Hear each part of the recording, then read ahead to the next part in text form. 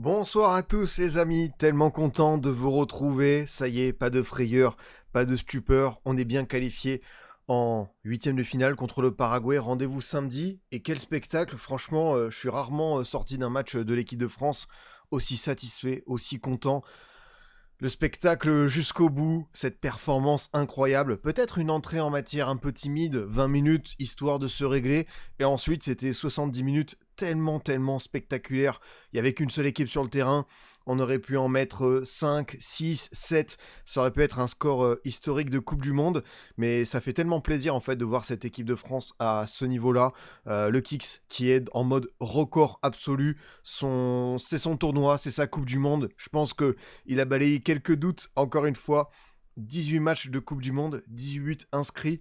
Quand on sait qu'on a grandi avec des stats, on avait compris que c'était une compétition qui était tellement à part, tellement difficile, lui, il a décidé d'inscrire vraiment son nom au panthéon de cette compétition. Et Michael Olise qui a choisi la France plutôt que l'Angleterre. C'est notre revanche par rapport à Waterloo, c'est notre revanche par rapport à Azincourt. C'est vraiment notre moment vis-à-vis des Anglais. Tout ce que ce pays a pu nous traumatiser, on est en train de le rattraper juste avec ce gars-là, et c'est un plaisir infini. Et non, on n'est que sur un 16e de finale, mais quand on voit en fait d'autres équipes galérer à ce point, je pense que c'est vraiment un vrai soulagement et aussi un message envoyé. Ça doit continuer, ça doit monter en puissance encore une fois, le Paraguay samedi, éventuellement le Maroc ou le Canada après, mais on est quand même sur un moment assez marquant, je trouve, de la Coupe du Monde et un changement de regard sur cette équipe. On savait qu'on avait un visage séduisant au possible, mais quand ça se met en route comme ça, est-ce que vous vous êtes rendu compte à partir de peut-être la pause fraîcheur, quand Michael Olise a commencé à prendre les choses en main, ce rythme grandiose, on a vu qu'une seule équipe sur le terrain et franchement j'ai eu le sentiment qu'on était tellement imprenable, presque invincible. Alors peut-être que oui c'est la Suède, peut-être que c'est un troisième de groupe, mais le nombre de moments qu'on a envoyés c'est juste prodigieux et j'ai envie que ça continue ainsi, que ce soit notre été, que ce soit un moment de liesse et qu'on puisse encore une fois profiter de cette équipe parce que vraiment on est sur une équipe de France pour le last dance de Didier, c'est incroyable ce qu'il nous offre, hein. Parce qu'on a vécu des moments un peu du pragmatisme, on a vécu plutôt l'ossature défensive, le 100% Mbappé. Là, c'est vrai qu'on a eu le bon mélange entre Mbappé, équipe de France, Olise qui, depuis 2 ans, est devenu un joueur à part, et également, on va dire, les bons fruits qu'on récolte du Paris Saint-Germain avec Dembélé, avec Doué Barcola. Mais là, j'avoue que l'équipe de France m'a scotché. Et j'ai envie, encore une fois, d'être à samedi et de pouvoir profiter de ce match contre le Paraguay. Et ouais, en plus, j'ai souvenir que hier, on s'était retrouvés en mode. Enfin, on a envie d'y croire à cette équipe de France, mais maintenant qu'on a vécu l'Allemagne-Paraguay ensemble, si vous imaginez, ça s'arrête dès les 16e pour cette équipe qui nous donne beaucoup d'émotions. Ça aurait été dur. Et là, franchement, j'ai vécu un moment grandiose pour tout vous raconter. Ça faisait très longtemps. J'étais au bar avec quelques potes. Je crois que j'avais pas vu de match de l'équipe de France avec eux, peut-être depuis l'Euro 2016. Je parle en grand tournoi, hein. L'Euro 2016, peut-être le Mondial 2014, parce que depuis, évidemment, on travaille, on fait des papiers, on fait des émissions. Et c'est vrai que ça fait plaisir, en fait, de voir un match de l'équipe de France comme ça, avec, tu vois. Des potes, les gens autour, les célébrations, on applaudit quand le kick se sort, on vibre ensemble. Et juste pour terminer sur cette anecdote, j'ai quand même croisé un flocage exceptionnel au bar. J'ai vu un Jonathan Klaus équipe de France, le maillot, vous savez, de l'Euro 2021, avec la bande rouge comme ça au milieu. Pour moi, c'est un maillot, c'est celui de Karim Benzema, c'est peut-être un peu Paul Pogba, mais ce maillot-là, tu floques Jonathan Klaus. Si t'es pas un membre de la famille de Jonathan Klaus, ça veut quand même dire que t'es extrêmement fan du joueur. Donc, vous connaissez mon affection pour les flocages particuliers. Et là, j'étais à deux doigts d'aller serrer la main du gars en disant j'en ai moi aussi des noms dans le dos qui sont folkloriques, mais là, je te salue, je te salue.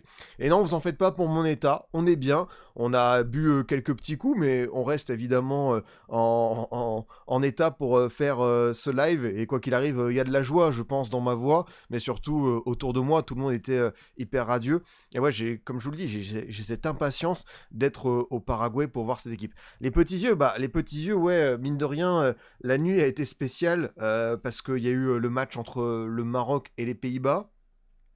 Qui s'est dénoué en prolongation au tir au but. Et derrière, je pensais dormir, mais malheureusement, vous connaissez Hobbs, mon chien, qui a décidé de se réveiller à ce moment-là et de faire quelques allers-retours dans la maison. Il voulait sortir, donc voilà. En gros, j'ai fermé vraiment les yeux à 7 heures. C'est un rythme qui est absolument, absolument effrayant. Et je me suis réveillé à 12h40. J'ai pas fait de sieste. On a fait plutôt un peu de sport parce que ça faisait un moment. Donc, on est sur un pipion fatigué. Un pipion qui reste vaillant, qui reste là évidemment pour vous raconter son expérience du mondial. Mais ouais, désolé peut-être pour la ganache, pour les yeux, mais vous voyez à quel point je suis investi pour regarder tous les matchs de cette Coupe du Monde et pouvoir vous la raconter. En tout cas, bah, merci à vous d'être aussi nombreux encore une fois avec le petit train de la hype qui est parti avec Ademo, on a également F-Shot et Narcos qui ont pris leur prime, donc ça fait grandement plaisir. Et salut à Altoz, à Tagada, à Eiji, à Nat et Wesh mon poteau qui sont là pour la première fois, tout comme Johan, Rafinho, Damso, le modo de Sebru, le Inko, le Dumble, le Tagada, le Anna qui sont là, et Soso Chat évidemment, la modératrice qui vous rappelle, si vous aimez les émissions, n'hésitez pas à vous abonner, à liker, à commenter. On est également comme toujours en podcast avec le COP de Scipion.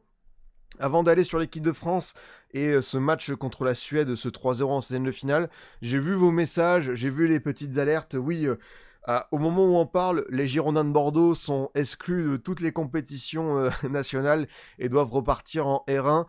Bon, j'ai pas envie de vous dire qu'on a l'habitude à Bordeaux, mais en vrai, bon, une de plus ou une de moins, ça fait combien d'étés on n'est pas tranquille? Je pense qu'on a eu le deuxième été en Ligue 2 où Lopez avait remis au pot, où tu avais en gros 40 millions d'euros. L'an dernier également, il avait réinvesti.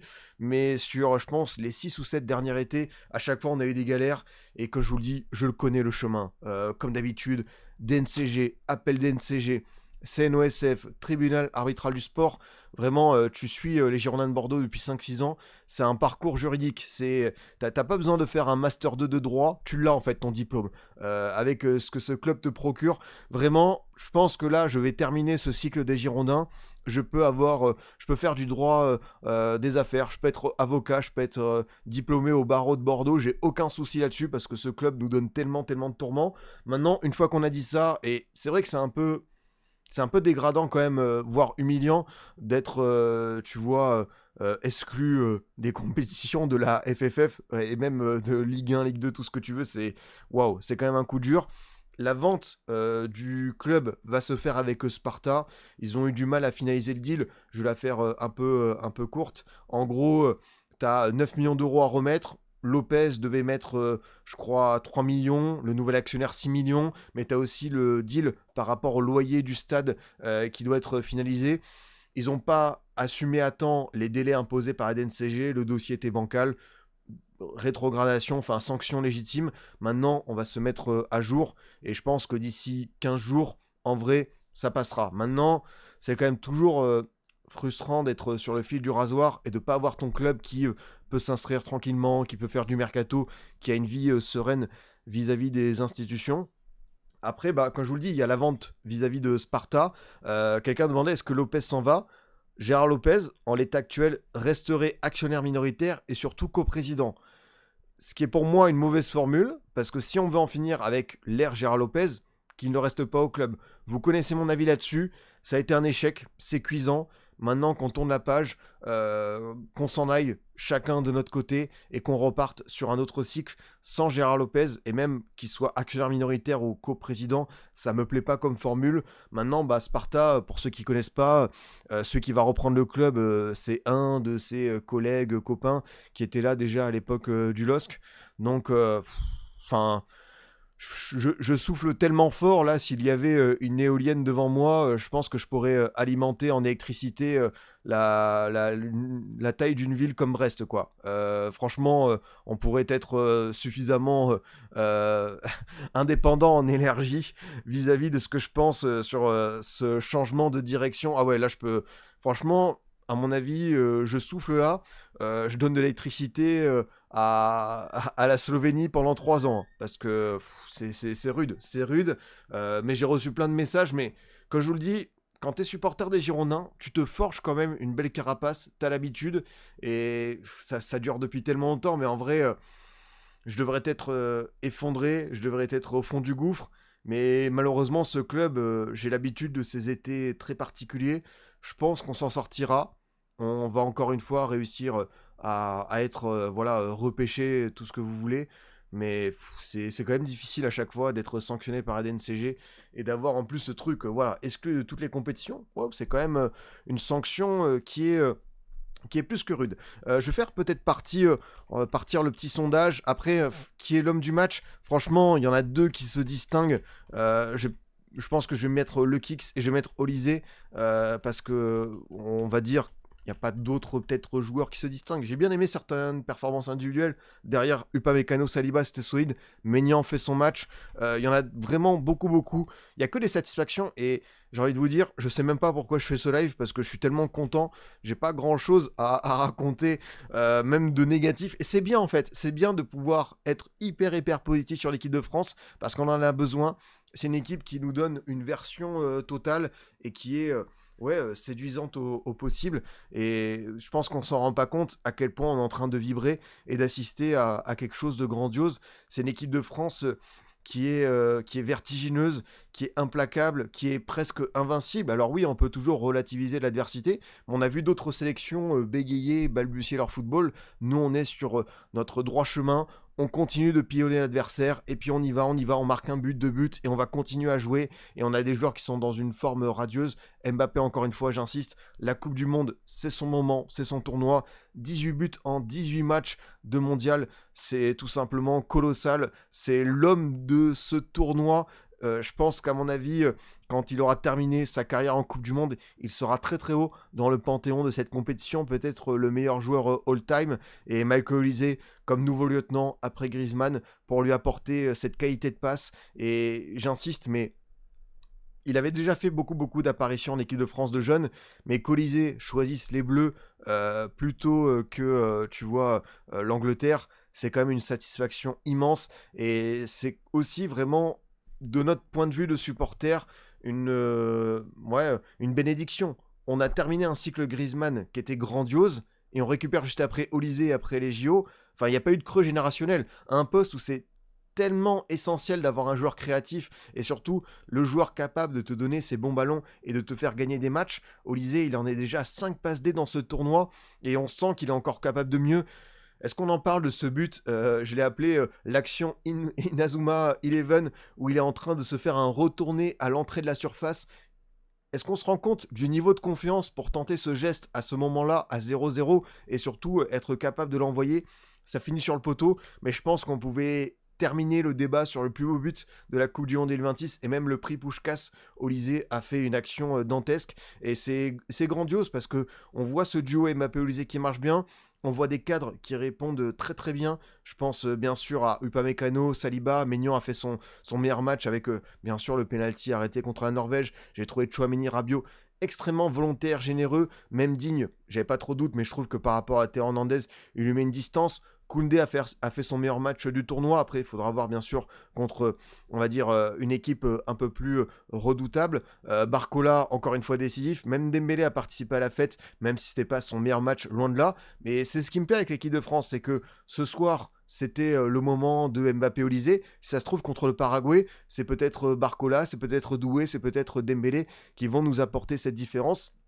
Et j'ai envie de rendre hommage à Deschamps, parce que pour sa dernière Coupe du Monde, son dernier grand tournoi à tête des Bleus, bah, il a décidé de lâcher les chevaux et de nous proposer une équipe de France avec ce fameux 4-2-3-1 avec ce spectacle, cette promesse d'une équipe qui va vraiment aller chercher son adversaire et continuer le rouleau compresseur des Bleus. Qui peut l'arrêter? Qui peut réussir à appuyer sur ce bouton rouge pour empêcher l'équipe de France vraiment de les écraser? Et ouais, j'avoue que j'étais confiant. Moi, je pensais qu'on allait gagner. J'avais mis 3-1 sur MPP.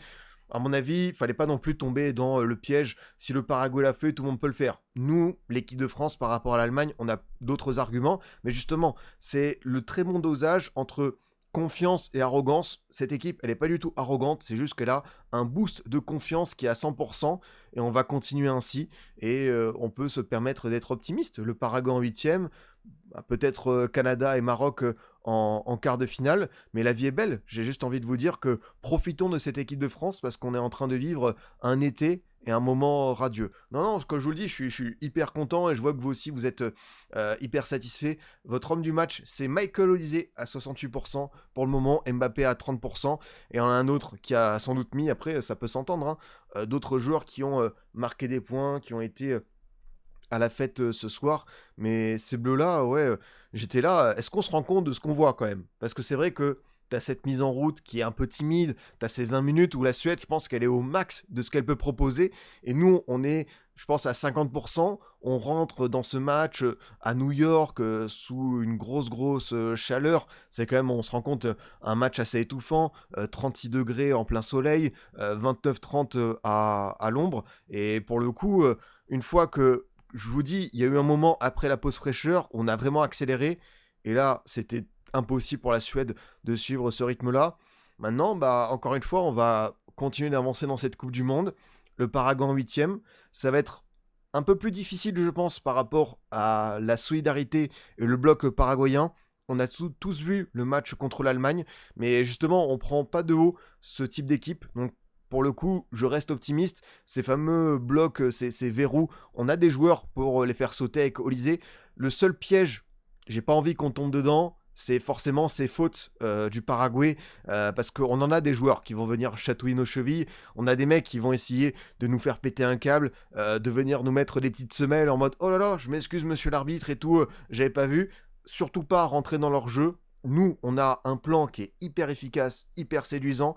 On doit vraiment rester sur la ligne. Après, on peut avoir de la solidarité. Hein. S'il y a un copain qui se fait charcler, on peut aller le défendre. Ça me dérange pas parce que on a vu une action où Olise prend, vous savez, un gros tacle, une belle semelle de Lindelof.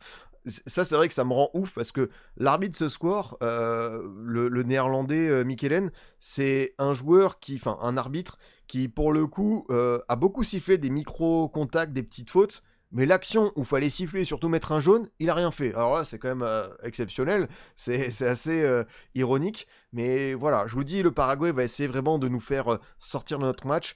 Mais là, quand je vois la concentration et surtout, je pense que c'est le terme mission. Il y en a dans cette équipe de France qui sont en mission. Mbappé parce qu'il savait que c'était un tournant dans son histoire personnelle, mais aussi avec l'équipe de France à la Coupe du Monde. Oui, il y a des ratés en club. Oui, il y a des choses qui ne vont pas dans son attitude, dans le jeu dans le terrain.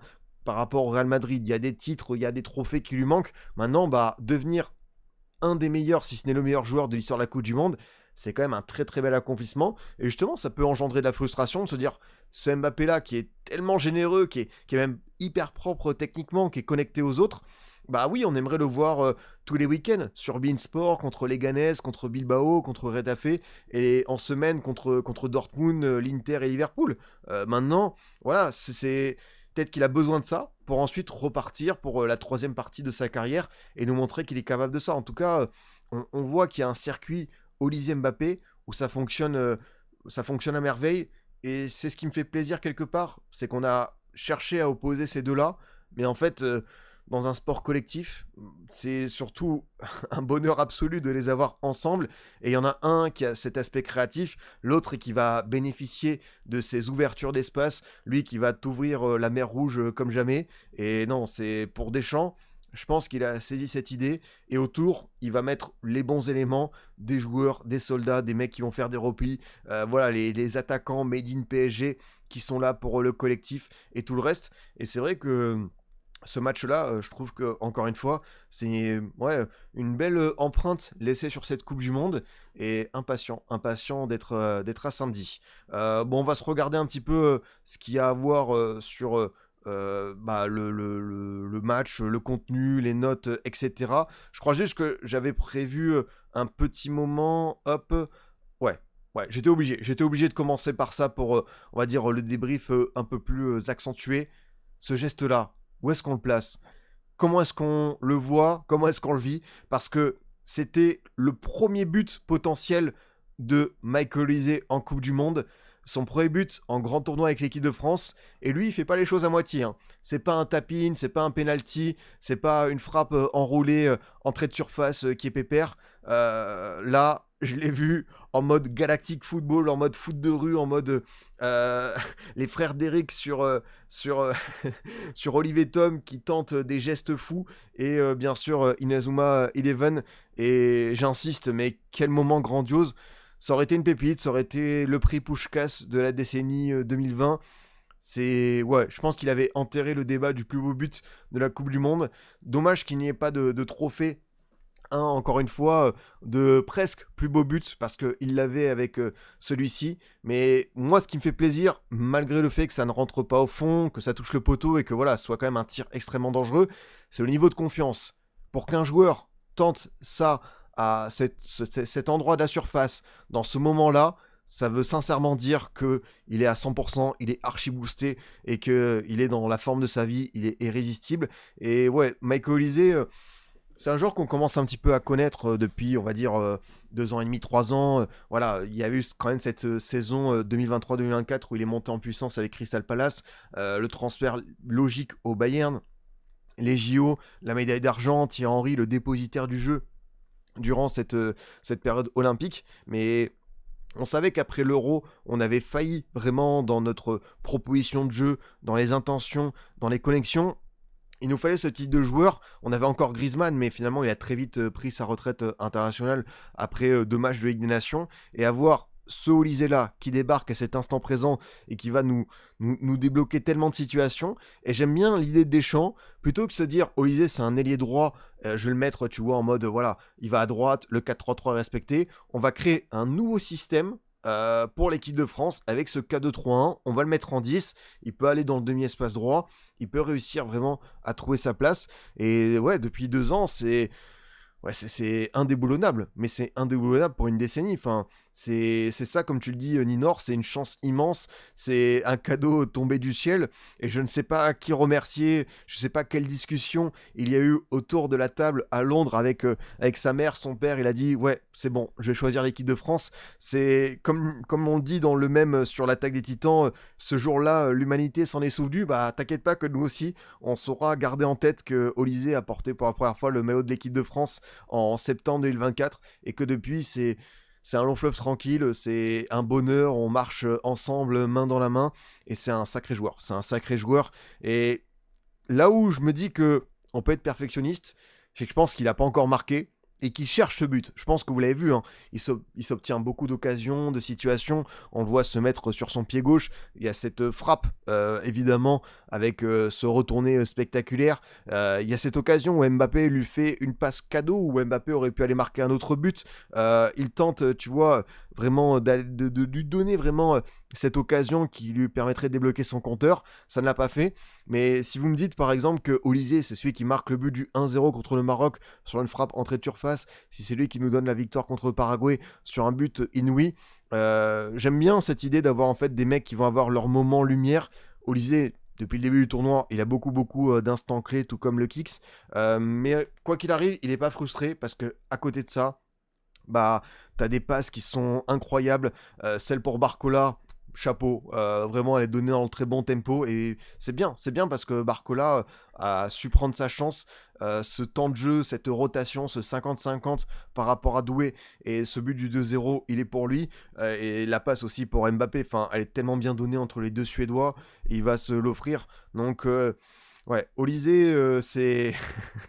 je sais même plus quoi dire sur ce garçon parce que on va en profiter pendant un moment et c'est fort. Alors, par contre, pourquoi Mateta ce soir et pas Thuram? Je crois que Thuram était incertain, tout comme Kanté avant le match. Donc peut-être que Thuram n'était pas à 100% et qu'il a préféré un Mateta qui était, lui, tu vois, vraiment en capacité d'aller jouer ce match sans trop de soucis. Je vois bien Pétard de Rabiot aussi à un moment donné.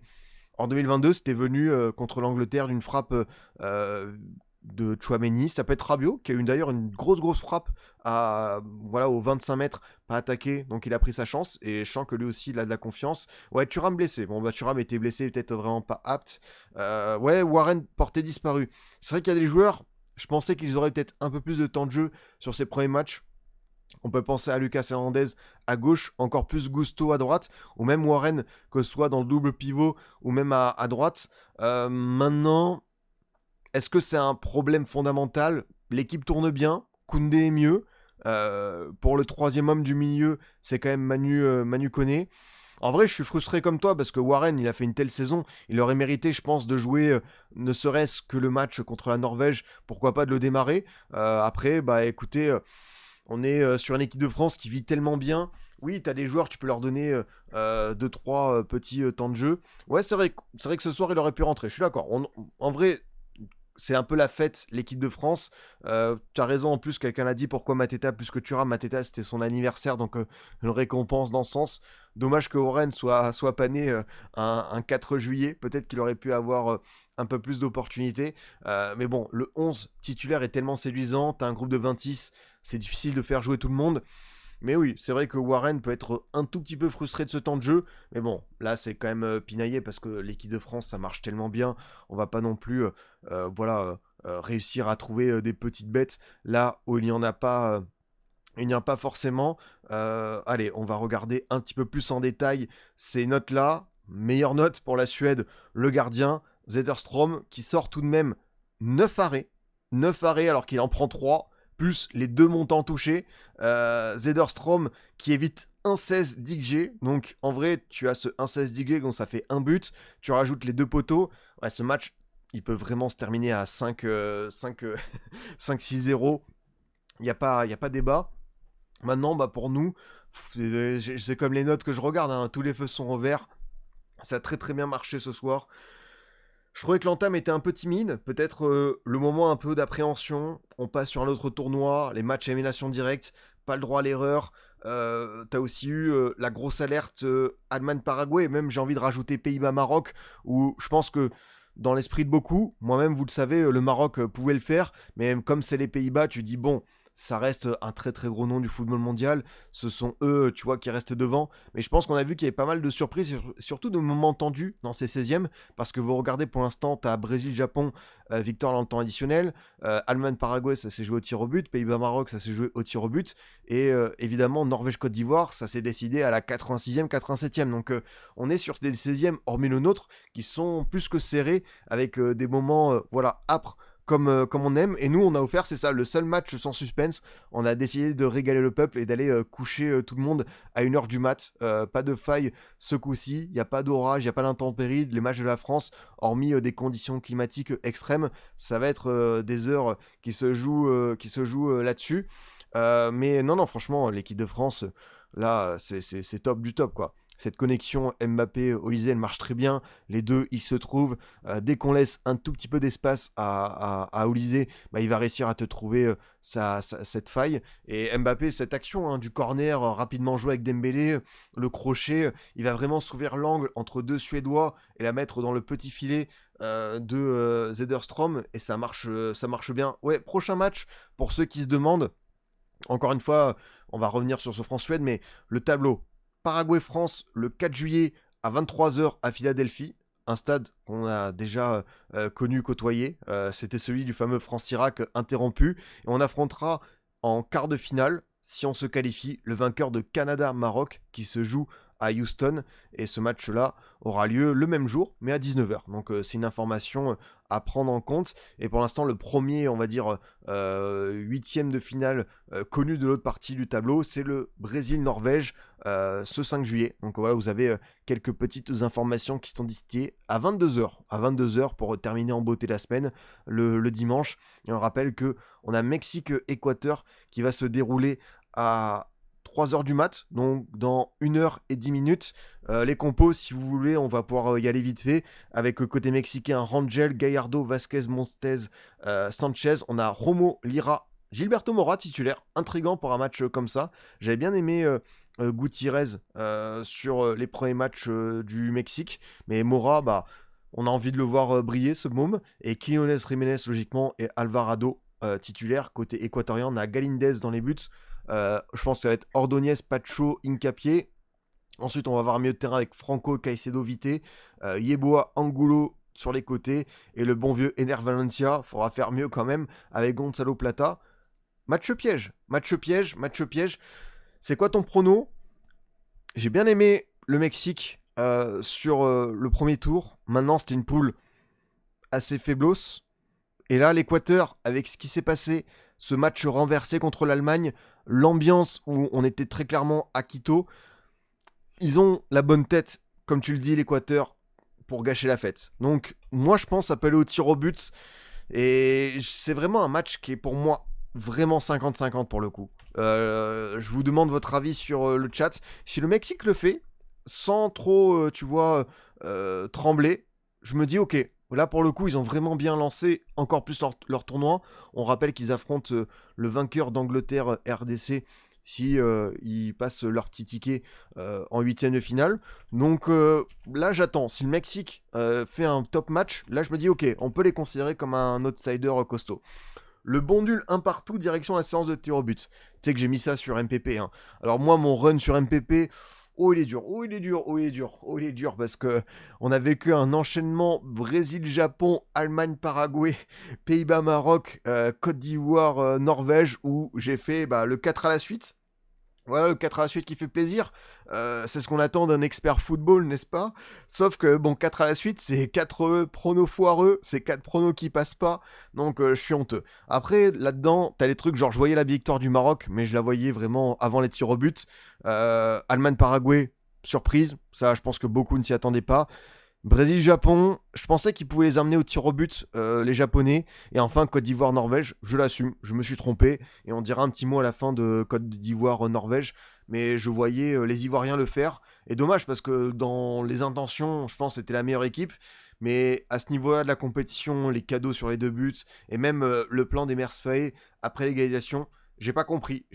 Donc les Ivoiriens rentrent... je pense avec des promesses pour l'avenir, mais c'était aussi un moment un peu clé pour aller faire mieux, donc assez redoutable quoi. Mon score MPP, putain je sais même plus, je crois que je suis à un peu plus de 2300 points, mais on est loin, on est très très loin des attentes par rapport à ça. J'ai vu Willow se faire critiquer parce qu'il a mal prono Allemagne-Paraguay, les gens s'en foutent. Ah non mais là, il y en a qui sont en train de tomber dans des paranos ou des trucs vis-à-vis du contenu. Qui ici avait dit, j'ai vu absolument personne dire le Paraguay va éliminer l'Allemagne. Il y avait peut-être 95% de gens qui étaient persuadés, moi-même. Et après, j'ai envie de vous dire, et j'insiste, on en parle souvent ici, c'est le sport le plus improbable et le plus imprévisible, il peut tout se passer. Même si, France-Suède, on a commencé à se mettre ce petit doute. Mais justement, on a une équipe qui est très séduisante. Donc ça, on se le balaye de la tête. Mais là, pour le coup, faut pas non plus tomber dans une espèce de caricature.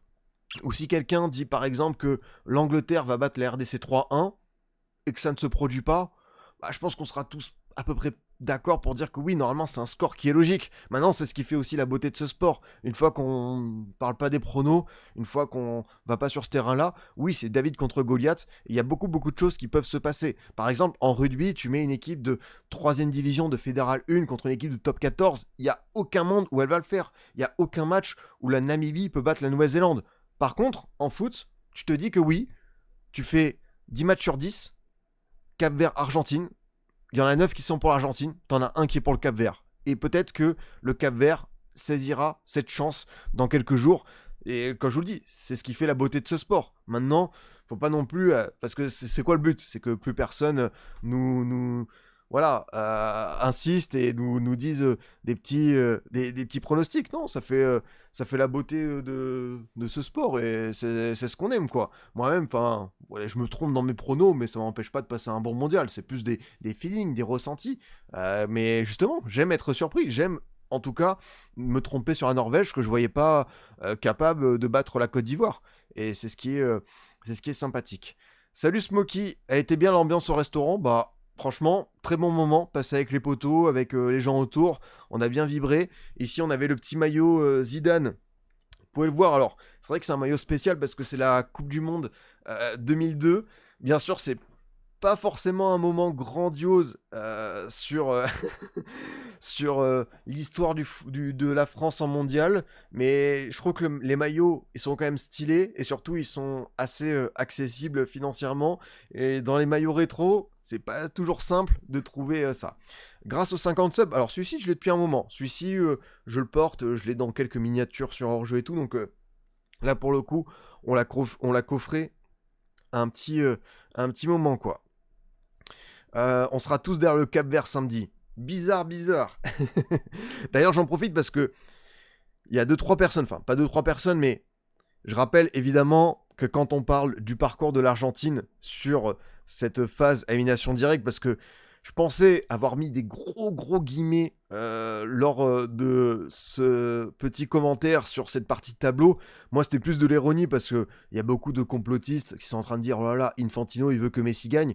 Oui, c'est pas de la faute de l'Argentine si l'Uruguay n'est pas terminé à cette place de deuxième. Ça aurait dû être eux. Si en huitième de finale, t'as pas la Turquie ou si même t'as pas le Portugal qui termine en tête. Mais c'est rigolo, tu vois. Je pense qu'il faut avoir un petit peu de second degré sur cette histoire. Et quelqu'un l'a pris vraiment tel quel en commentaire sur YouTube. Donc j'insiste, des fois quand on parle de foot, c'est bien d'avoir un peu de légèreté. Comme ça, on va se sortir de ces espèces de problèmes épineux où il faut être tout le temps rigoureux, sérieux sur ce sport. Voilà, c'est vrai que ça m'a fait rire quand j'ai vu les planètes s'aligner avec cette partie de tableau. Et en même temps, on peut s'en amuser, tu vois. Il n'y a pas mort d'homme, personne n'est blessé par rapport à ça. Maintenant, tu vois, nous aussi, ça nous profite parce que l'Allemagne a raté le coche.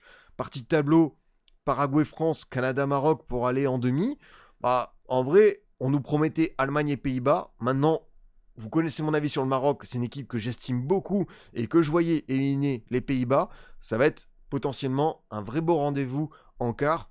Mais avant, comme d'habitude, il faut faire ce job-là en huitième de finale contre le Paraguay. Hein. Ça rappelle un beau souvenir, 98. Le but en or de Lolo White, Chilavert, Bollard, ce terrain ensoleillé, Gamara, Arce, Ayala. Ouais, il y en avait du beau monde sur la pelouse ce jour-là. Et ouais, petit clin d'œil du destin de retrouver le Paraguay. D'ailleurs, on s'est quitté hier en discutant de ce match totalement fou. Mais le Paraguay, le président de ce pays sud-américain, a décrété un jour férié sur le 29 juin, désormais qui serait à jamais un jour chômé, non travaillé pour les Paraguayens. Et ça peut s'entendre, hein, parce que c'est un très très grand moment à ce niveau-là. Que dire de plus sur ce France-Suède? Peut-être aller sur d'autres joueurs que Olise Mbappé. Je trouve que vraiment tout le monde s'en est bien sorti. Encore une fois, Saliba et Upamecano. En face, c'était un beau test parce que même si tout ne marche pas bien pour eux cette saison, Gyökeres et Isaac, ces deux attaquants de PL, ça peut être du fil à retordre. Et je trouve que par moment, sur certains duels, on aurait dit les grands de CM2 qui donnent la leçon aux petits de CE1, CE2 qui veulent trop vite se frotter aux grands de la cour de récréation. Et je trouve que Saliba et Upamecano, j'ai tellement confiance en eux. Je suis vraiment à un niveau de sérénité qui est à 95 sur 100. Comme d'habitude, t'as toujours ce petit truc où tu te dis Upamecano, saute de concentration, Saliba dans les airs, mais c'est vrai que on va pas non plus être à chercher la petite bête. Ils nous ont offert encore un très grand match. Digne, il a quoi? J'ai pas vu s'il y a quelque chose qui est passé sur lui. En tout cas, son match, je l'ai bien apprécié. Sérieux. Encore une fois, du tout bon. C'est tellement meilleur par rapport à Théo Hernandez. Théo qui est rentré à la fin. On a donné un petit peu de temps de jeu à Théo encore une fois. Je me demande pourquoi. J'aurais préféré voir Lucas. Mais Digne, c'est l'alternative. Je pense que j'ai même pas besoin de mettre un petit sondage, hein. Il le devance tellement, que ce soit la qualité technique, que ce soit le sérieux défensif, que ce soit même les connexions. Et j'aime bien cette idée de la part de Deschamps dans cette Coupe du Monde, on va dire 2026. On le savait qu'on avait des individualités qui étaient très fortes. Maintenant, c'est plutôt l'animation dans les couloirs, les côtés. On a Koundé, Dembélé, voire par moments Olysée. Mais à gauche, je me dis que c'est bien d'avoir aussi un autre côté, un autre couloir où on peut être dominant. Et entre Digne et Barcola, ça a bien marché. Et par moments, ouais, on peut lancer un Barcola. Ce qui est ouf, c'est que Barcola, il y a cette première action, c'est lui qui donne un petit peu le rythme, le tempo. Ah, le maillot floqué Koundé, je t'avoue, je l'ai pas vu. Mais plaisir d'avoir partagé ce moment en commun avec toi, Smokey. Euh, Barcola, cette première action, c'est tout ce qu'on pense en bien du joueur et les petits défauts, les petites limites avec cette finition, mais le coup de rein, le fait qu'il dépose très facilement son vis-à-vis, quand il est comme ça, notre ami Barco, ouais, je me demande pourquoi le PSG s'apprête à le vendre parce que c'est un joueur spécial. En fait, c'est ça le terme, c'est que peut-être qu'il le trouvera jamais et il a beaucoup encore d'années devant lui. Faut pas oublier que ça reste un jeune joueur malgré tout à l'échelle du football. Mais s'il arrive vraiment à se régler sur la finition, l'efficacité, avec ce qu'il peut te proposer sur le premier appui, la première accélération, moi en tout cas, je trouvais que c'était plutôt avantage Doué avant la Coupe du Monde. Et là, pour le coup, je me dis que si c'est Barcola qui continue, maintenant, tu auras peut-être d'autres adversaires où tu te dis, est-ce qu'il vaut pas mieux un Doué plutôt qu'un Barcola? Et c'est bien, on peut avoir des petits changements à chaque match pour cette équipe de France. Donc c'est du tout bon. J'ai beaucoup aimé le double pivot, je suis d'accord avec toi. Rabiot, Tchouaméni, très sérieux. Le match de patron qu'on attend de leur part. J'ai vu Rabiot tenter encore plus. Et Rabiot, c'est pas que j'avais des petits doutes, mais je trouvais que j'étais resté sur ma faim vis-à-vis de l'Euro 2024. Je trouvais qu'il avait vraiment pas été à la hauteur de sa réputation en équipe de France sur les matchs élimination directe, notamment l'Espagne où ça avait été très très dur.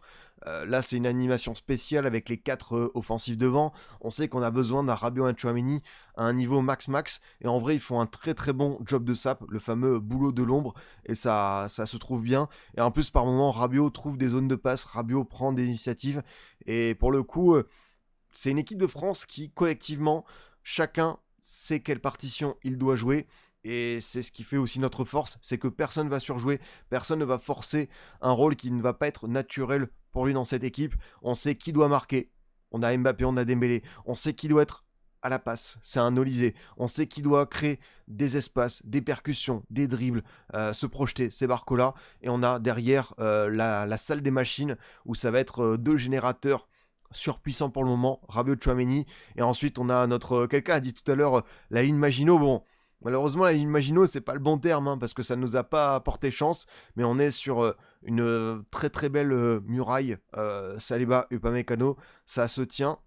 Ouais, c'est ça, tout le monde joue juste, et comme je vous le dis, j'entends pas mal de déclarations, alors c'est peut-être de la communication, tout ça, mais à chaque fois, les joueurs, c'est pas qu'ils sont pas satisfaits de leur match, mais c'est qu'ils se projettent très très vite sur la suite, c'est qu'ils veulent pas profiter de l'instant présent, mais ils se disent on en veut encore plus, on veut encore plus, c'est le 8e, c'est le quart, et ainsi de suite. Vous connaissez mon favori pour moi, c'est l'Espagne. Je suis resté là-dessus sur mon bracket final. C'est pas que je vois pas l'équipe de France remporter la Coupe du Monde, ils en sont capables, je vais pas faire voilà, le mec qui ne va pas s'enthousiasmer. J'ai pas envie de nous porter l'œil en mettant l'équipe de France favorite, mais pour moi, très clairement, là, même avec cette formule, avec les 4 offensifs, avec peut-être un peu de déséquilibre assumé, on peut le faire. On peut gagner tous nos matchs 3-2, on peut être une équipe spectaculaire, on peut encaisser, mais nous derrière, on peut rendre le crochet qui va mettre l'adversaire à terre. On est sur Rumble is the jungle, on est Mohamed Ali qui peut renvoyer vraiment dans les corps de son adversaire, il n'y aura encore aucun souci. On les a pas encore vus face à une équipe qui a du répondant. Peut-être que on va devoir attendre le quart éventuellement contre le Maroc pour avoir vraiment la meilleure adversité de cette Coupe du Monde pour l'instant. Peut-être que si le Canada fait l'exploit, il faudra attendre un tour après contre l'Espagne, Portugal, je ne sais pas. Mais quoi qu'il arrive, nous on avance sereinement. Et c'est bien parce qu'on est dans une partie de tableau où on va jouer en premier. Et c'est un peu comme 2018. Hein. Je ne sais pas si vous en souvenez, mais en 2018, on était très souvent l'équipe qui jouait en premier. Du coup, on va profiter des adversaires qui vont enchaîner des prolongations, qui vont enchaîner des tirs au but, qui vont se prendre les pieds dans le tapis. Donc, ouais, c'est vrai qu'on a de quoi être bien optimiste pour cette équipe de France. Même un mot sur Koundé, je sais pas ce qu'en disent les stats, mais je trouvais que Koundé, c'était son meilleur match, c'était un peu plus propre techniquement. 75 minutes jouées, 52 ballons touchés, seulement 6 passes ratées. Il s'est même créé une grosse occasion. Il a obtenu 3 corners, je crois, de mémoire, et sur 4 actions défensives. Voilà, il a gagné la plupart de ses duels, les 2 tiers dans les airs, au sol. C'était bien parce que on a besoin d'un Koundé qui monte en puissance, mais c'était peut-être digne. Théo, il n'y a pas de débat pour moi. Mais Koundé, je me dis, c'est peut-être dommage de ne pas avoir testé un peu plus un Gusto, Warren éventuellement. Mais là, sur ce match, je trouve qu'il a été vraiment pas mal. Donc, notre Julius, s'il peut avoir ce visage-là qui continue, c'est quand même une satisfaction. Et après, le match de Maignan, bah, jusqu'au bout, il a préservé son clean sheet. On sait à quel point, dans la tête, c'est important pour un gardien de but. Lui, pour le coup, il est sur 3 arrêts, 0,63. Et cette frappe de Gyökeres à ras de terre qui s'emmène bien le ballon. Peut-être un peu de déchets dans le jeu long. 1 sur 9. Donc attention au pied qui est vraiment fluctuant. Presque plus envie qu'il donne le ballon à un Upamecano, un Saliba pour cette première relance. Maintenant, le premier job d'un gardien, c'est son boulot. C'est d'arrêter. Et là, il a été très bon. Et je pense que le penalty contre la Norvège, c'est un petit tournant peut-être dans son mondial. On avait vu forcément le Sénégal, c'était pas son meilleur match, loin de là. Mais maintenant, Maignan, voilà, c'est comme à l'Euro 2024. C'est un mec, je sais qu'on va pouvoir s'appuyer sur lui. Ah, les entrées de Cherki. Je pense que vous avez vu comme moi la tête de Deschamps qui se prend la tête à 2 mains sur la passe de Cherki qui peut soit décaler. Je crois que c'est Barcola à gauche, Mateta dans l'axe. T'as également l'appel de Doué qui est très bon. Et je pense qu'il met 2-3 secondes avant d'enclencher cette transmission. Et c'est regrettable. Et ouais, les entrées de Cherki, à chaque fois, c'est fou parce que on l'aime ce joueur. On a envie qu'il se passe quelque chose. Et maintenant, on se dit, bon, s'il rentre à la 94e, 95e, ce sera déjà pas mal. Donc, ouais, pour le coup, il a malheureusement pas encore marqué de points. Mais il continue d'avoir du temps de jeu. Donc, peut-être que le groupe, le staff, lui font encore grandement confiance. Mais quand je vous dis, c'est un joueur à part, on en attend plus. Et ce genre de passe, il l'a fait combien de fois avec l'OL, il l'a fait combien de fois avec City, en équipe de France, chez les jeunes, chez les A. Donc ouais, c'est une transmission qui doit être capable de réussir. Je pense qu'on a à peu près tout dit sur cette équipe de France. Après, même les entrées, il y a eu du bon de la part de Doué, j'ai bien aimé. Mateta, il y a cette occasion avec cette belle passe de Doué, il peut peut-être faire mieux. Mais ouais, la satisfaction d'avoir fait le job comme ça, bon bah on est sur notre petit nuage et on va se projeter tout doucement vers le Paraguay samedi. Un mot sur l'autre match du jour qui a eu lieu à 19h, ce Côte d'Ivoire-Norvège avec le succès de la Norvège qui s'invite en huitième de finale, qui va retrouver le Brésil. Très déçu, je dois vous l'avouer, de la Côte d'Ivoire. C'est dommage, c'est peut-être dur pour eux. C'est une équipe jeune, ils reviendront en 2030, j'ai aucun doute là-dessus. Maintenant, est-ce qu'il n'y avait pas mieux à espérer dans la gestion, dans les intentions, dans cette capacité à être dangereux sur les 30 derniers mètres? J'ai pas aimé le match de la Côte d'Ivoire, pour tout vous avouer, parce que par moments, je trouvais qu'ils étaient un peu complexés vis-à-vis de la Norvège. Ils ont attendu, et pour moi, le moment fatidique, c'est à un partout, après ce but fou d'Amad Diallo, le relais pris, et cette action où vraiment il va égaliser Amad Diallo, qui est un super sub de dingue, mais quand on le voit à ce niveau-là, est-ce que c'est pas le joueur qui aurait dû démarrer? Après, c'est vrai que Pépé a été bon contre Curaçao, mais Amad Diallo, c'est un joueur également spécial dans cette équipe ivoirienne, et à un partout, la Côte d'Ivoire revient dans le match, met un petit coup derrière la tête de la Norvège, et là, il recule, il laisse le ballon norvégien, alors que pour moi, c'était le momentum, c'est là où tu devais un peu plus appuyer, aller chercher cette équipe, leur mettre la tête sous l'eau, et j'ai pas aimé même les matchs tardifs, enfin les changements tardifs. Le match de Bonny est dur, Diomandé, c'est un jeune joueur. C'est là la première étape un peu critique. On sait que ce garçon a d'immenses qualités, mais là, j'ai vu le match d'un joueur qui a des hauts, des bas, et qui doit grandement progresser. Ça va faire partie de l'apprentissage, j'en suis persuadé, parce que on a tous vu quelque chose de fantastique chez ce garçon. Maintenant, il va devoir se remettre un petit peu le pied à l'étrier. Ouais, Christina Houley, où je l'ai pas vu dominant comme contre l'Allemagne. C'est fou parce que le match qu'a fait la Côte d'Ivoire contre l'Allemagne était plus que parfait. Alors oui, c'est vrai qu'il y a la défaite au bout, mais j'aurais voulu voir ça. Et dommage d'avoir gâché ce petit moment. Ils n'ont pas eu un tirage facile, plus équipe jeune la plus physique du tournoi pour moi. Il y a des circonstances atténuantes. Maintenant, c'est comme je le dis, si le Maroc l'a fait en 2022, je pense que la Côte d'Ivoire pouvait le faire. Peut-être qu'il leur manque des trucs, quand on le dit sur la jeunesse, sur le fait que c'est leur première Coupe du Monde depuis 2014, c'est le premier tour à élimination directe qu'ils font, mais dommage que ça s'arrête aussitôt, parce que je pense que cette équipe nous a pas tout montré, nous a pas tout proposé, et ça s'arrête aussi vite, donc regrettable. Je dis pas ça parce que je les avais quart de finisse dans mon bracket, je me suis trompé, c'est le jeu, voilà. Je pensais que cette équipe pouvait progresser en maturité. Après, voilà, ce qu'on a vu contre l'Allemagne, ça leur servait de leçon. Vous pouvez voir même les deux actions de la Norvège sur les buts, avec beaucoup d'attentisme. Après, tu as ce but exceptionnel de Noussa, la lucarne opposée qu'il va chercher. Vraiment, il va déposer ce ballon comme il faut. Et dans le match des pépites de Leipzig, bah, c'est Noussa, le Norvégien, qui a eu son mot à dire avec un très très beau but. C'est vrai qu'Haaland fait pas un grand match, mais encore une fois, le ratio de butants est toujours là. 5 buts sur ses 3 premiers matchs de Coupe du Monde. Lui, vraiment, c'est dingue parce que j'aime pas son match. Il est trop transparent, on le voit pas assez. Il y a une tête en première période. J'attends plus de lui parce que c'est leader, mais 60 buts en 53 matchs. Vous voulez faire quoi contre cette anomalie statistique de l'histoire? Il a 7 buts d'avance sur un ratio 1-1 et ça peut continuer, quoi. Si on prend depuis le 13 octobre 2024, il y a seulement 2 matchs en sélection, il n'a pas planté. C'est contre la Suisse en amical et c'est contre le Maroc. À chaque fois, il joue pas l'intégralité. Sinon, il a marqué un but contre la Côte d'Ivoire, 2 buts contre le Sénégal, 2 buts contre l'Irak, 2 contre l'Italie, 2 contre l'Estonie, 3 buts face à Israël, 5 contre la Moldavie, 1 contre la Finlande.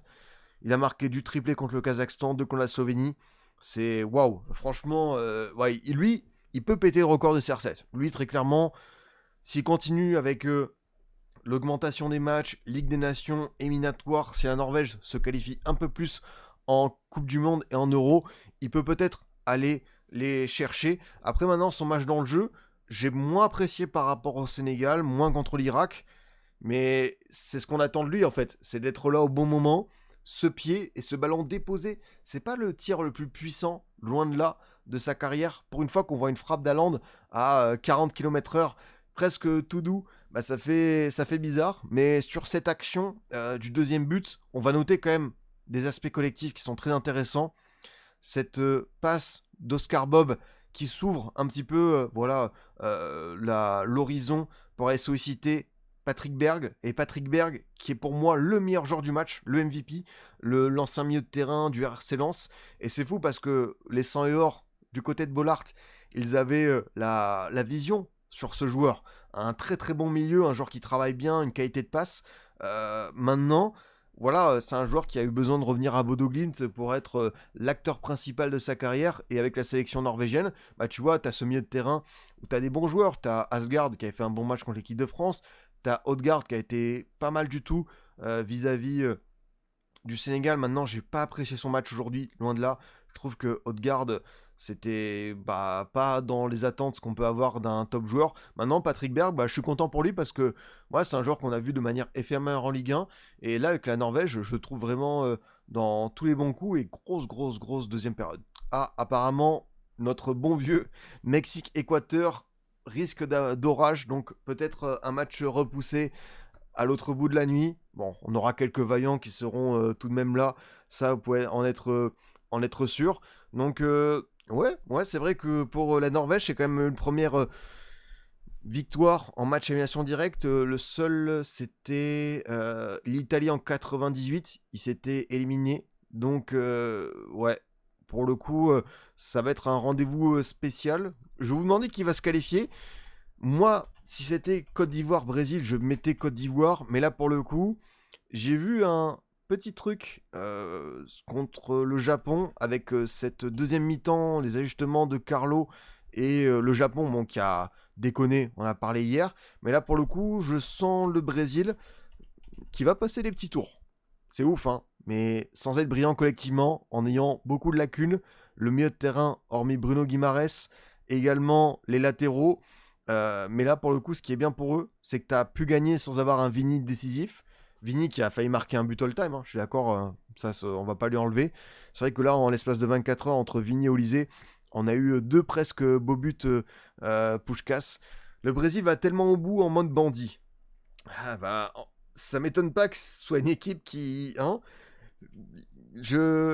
C'était mon flop de la compétition maintenant. On peut pas sous-estimer le savoir-faire de Carlo avec ce type d'équipe et cette configuration de tournoi. Et il faut rendre au grand maître de ce type de rendez-vous. C'est quand même assez fort. Ah ouais, en vrai, ils sont malins, hein, à la FBF, à la CSAO, d'être allé chercher le mec qui peut changer la donne là-dessus. Maintenant, la Norvège a quand même ce match à jouer. Ils auront des petits arguments. Et évidemment, il y a un moment qui m'a fait plaisir, c'est de capter que Erling Haaland va retrouver Gabriel Magalhaes. Quand on sait les derniers affrontements entre Arsenal et City, quand on sait les bois que s'envoient les deux, bah ma foi, je pense qu'il faudra être là dimanche 22h pour voir un nouvel affrontement. Et encore plus curieux parce qu'on a l'habitude, Arsenal City, des matchs de coupe, des matchs de PL, mais matchs de sélection, ce que ça peut donner. Je pense que les deux, au moment où il y a eu le coup de sifflet final, que voilà, tu avais ce rendez-vous qui était pris, ils savent qu'il y aura ce match dans le match. Et ça va être le rendez-vous popcorn de cette fin de semaine. Élimination 8ème, ce serait quand même un tournoi réussi pour un Norvège sans toi. Oui, parce qu'ils ils sont sortis du groupe, ils ont terminé deuxième devant Sénégal. Moi, je voyais le Sénégal devant.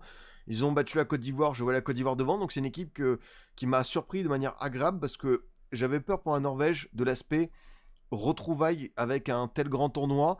Oui, on sait qu'il y a des joueurs de dingue comme Haaland, on a de la jeunesse avec Noussa, avec Bob, avec Schelderup, on a beaucoup de qualité. Maintenant, bah voilà, il faut aussi répondre présent sur ces matchs qui sont tellement différents d'habitude. Et c'est vrai qu'ils ont été quand même en mesure de dominer le Sénégal, de dominer la Côte d'Ivoire. Donc même si, après, bon, si le Brésil leur met 4-0, t'auras quand même un truc en travers de la gorge. Mais s'ils perdent d'un but d'écart, je serais là en mode ok, quand même vous m'avez convaincu pour les prochains rendez-vous quoi. T'en penses quoi de la Colombie? Ça me fait peur, c'est vraiment la révélation je trouve. Ah bah ici je pense qu'à chaque fois qu'on fait un live, on parle des bons vieux cafeteros. La Colombie, ça doit aller en quart de finale. Ça doit passer les tours, des petits matchs pièges. Ghana, Suisse-Algérie. Mais en vrai, je suis très intrigué par le potentiel Argentine-Colombie. Retrouvailles de la finale de Copa América. La seule limite de la Colombie, j'insiste, c'est la finition, c'est les attaquants. T'as un Luis Suarez qui n'est pas réglé, qui n'a pas encore marqué. Si on avait le Falcao de Porto et de l'Atlético, pour moi, ce serait déjà dans le dernier carré. Enfin, cette équipe, elle a trop de qualité entre la charnière Sanchez-Lukumi, entre Munoz-Morica sur les côtés, le milieu de terrain avec Puerta, qui est très très fort, franchement. On a Luis Diaz, on a James, puis derrière Quintero, on a John Arias. Franchement, c'est une équipe qui a beaucoup de certitudes. Et maintenant, bah, ils ont l'occasion de revenir parmi ces 8 meilleures équipes. Donc non, j'estime beaucoup la Colombie. Mais maintenant, c'est vrai que, comme on le dit souvent, c'est un autre aspect du tournoi qui change. Et peut-être que les regards ont un petit peu été bouleversés sur la Colombie. Et désormais, ils sont un peu passés d'outsiders à favoris dans cette partie tableau pour arriver en quart de finale. Donc ils vont devoir l'assumer. Mais ce qui est bien, c'est que j'ai vu contre le Portugal une équipe qui a joué son jeu, qui a déroulé. Dommage pour le 0-0. Mais sinon, ils m'ont quand même convaincu ces gars-là. Donc chapeau à eux. Et ouais, ça peut être un très très beau rendez-vous. Mais bon, il y a encore des 16e, des 8e à passer là-dessus. On va se terminer par un petit mot sur le Pays-Bas-Maroc. C'était le match de la nuit. On s'était quitté après la fabuleuse 8-watch sur comment ça s'appelle, le Allemagne-Paraguay. Bah, super content que le Maroc ait pu se qualifier au tir au but. Il y a eu beaucoup de choses dans ce match. On a eu un début un peu de castagne. On a eu des rebondissements. On a eu des joueurs qui nous ont un petit peu déçus. Ça s'est emmené en prolongation, tir au but. Maintenant, le Maroc prouve encore une fois que je pense que c'est une équipe qui apprécie bien plus affronter ce type d'équipe des top 10 au classement FIFA que peut-être des équipes un peu plus loin. Et il y a encore des choses à régler, parce que Brahim Diaz fait pas un grand tournoi. On a Boadi qui a été moins étincelant vis-à-vis de ce premier match face au Brésil. Hakimi qui peut encore plus donner. Mais sinon, une fois qu'on a dit ça, est-ce qu'on peut insister sur le tournoi du dénommé Noussair Mazraoui qui va se qualifier selon vous? C'est 54% à Norvège. Donc vous êtes sur un mood surprise sur cette Coupe du Monde. Intriguant pour le coup. Mais ouais, c'est vrai que ça marche bien. Issa Diop, qui a été un petit peu, pas fragilisé, mais tensé sur ses premiers matchs de Coupe du Monde. Là, il a lancé son aventure avec ce coup de casque, la 92e. C'était lui qui devait être le sauveur. Et là, pour le coup, il n'y a plus d'histoire de ouais, il est d'origine ci, il est d'origine ça. Là, Issa Diop, il est 100% marocain et il est rentré au panthéon de l'histoire des Lions de l'Atlas avec ce moment clé. Et Bono qui arrête ce tir au but de Somerville. Et comme je l'ai dit dans un tweet, depuis 10 ans, le nombre de moments clés d'instants héroïques où Yacine Bounou est présent, c'est quand même fort. Et là, il y a ce moment, comme contre le Nigeria, où il y a ce petit jeu avec l'attaquant. Tu veux me la mettre à droite? Bah, mets-la moi à droite, je vais y aller. Et il fait cet arrêt à une main qui est assez épatant. Et Bono, ouais, c'est vraiment une garantie, une fiabilité. En grand tournoi, c'est gardien top 5 tous les jours. Neil Anaoui aussi très très généreux. Franchement, c'est fort. Maintenant, vous avez raison. Le gros problème, c'est la finition. Ils iront jamais au bout. S'ils vont en demi, c'est bien, mais entre demi-finale, il y a un monde. C'est vrai, on a vu des actions dingues de la part de Saibari avec le piqué contre le Brésil. Cette frappe très instinctive vis-à-vis de l'Écosse.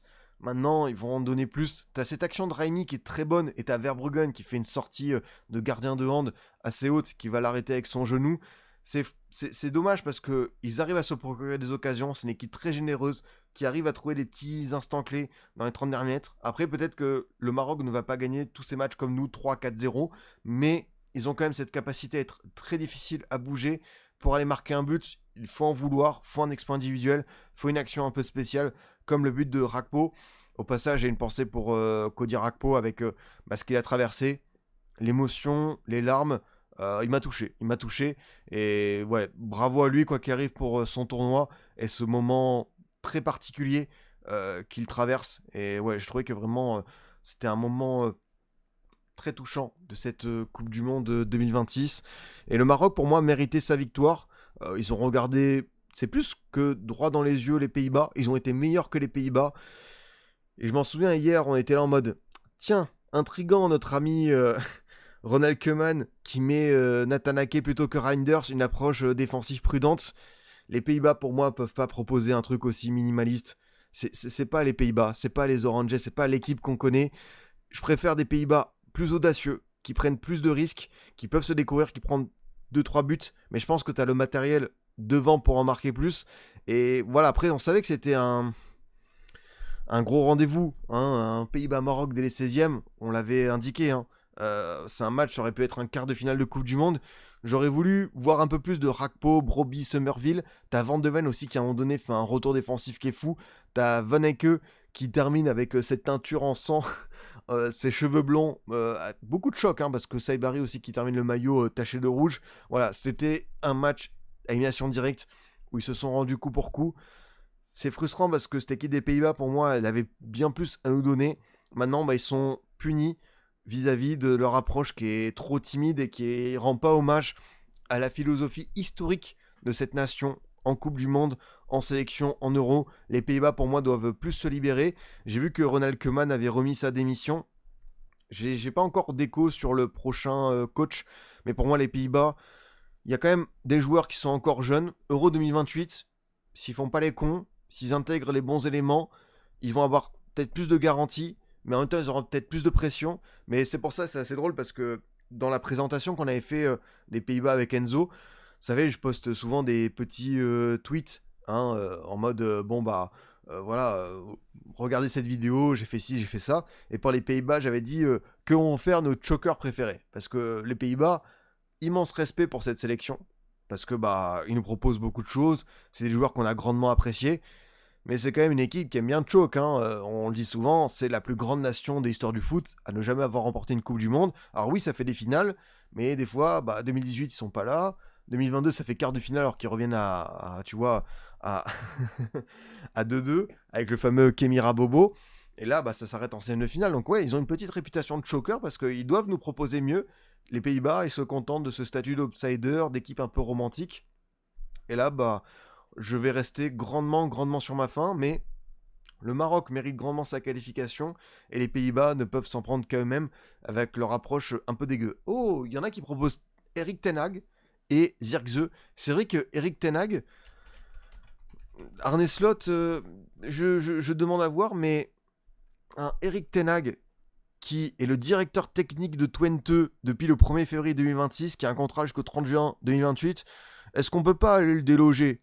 En vrai, Ten Hag version sélection, avec son approche, j'ai envie de voir. J'ai pas la garantie que ce soit grandiose, que ça révolutionne le foot, mais je pense que ça peut être une belle idée. Après, peut-être que Arne Slot aussi sera courtisé, mais on peut le faire. En tout cas, les Pays-Bas ont quand même pas mal alterné entre Ronald Koeman et Louis van Gaal.